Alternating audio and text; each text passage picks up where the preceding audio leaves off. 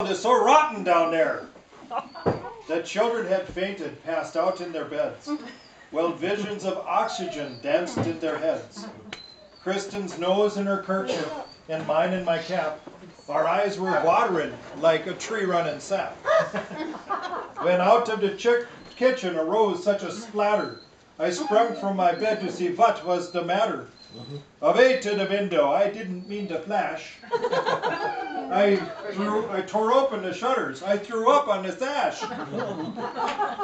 The stench had melted the new fallen snow. Wilting had stung the objects below. Then what to my wondering eyes should appear but our dog Kaya, howling in fear. With a jelly-like quiver so lively and quick, well, I knew in a moment it might make me sick.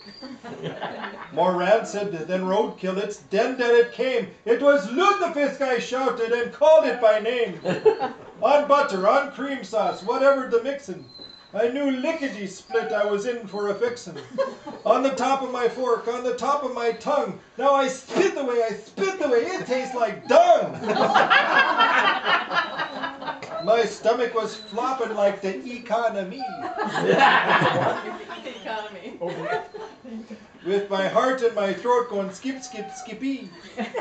I had sweat on my brow, the world was getting dim. I headed to the bathroom praying to miss the rim.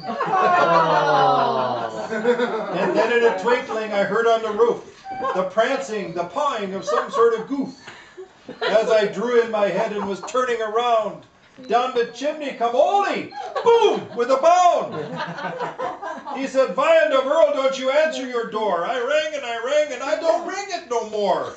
I smelt your lutefisk from my home across town, so I stopped by for a taste if it's not too brown."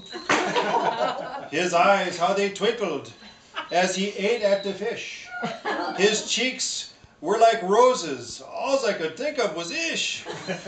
Drool came from his mouth and ran down on his belly, gobbling all of it down. Oofta, it was smelly. Ole spoke not a word as he finished his work. He stood up, Yemeni cricket, he started to jerk. And laying a finger on the side of his nose, he blew out lots of snot. It came out like a hose. Then he went to the door, kind of cross-eyed and numb.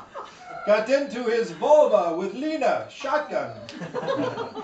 Then I heard him exclaim as he drove out of sight, "Off to Lars, Lena, he's pickling herring tonight."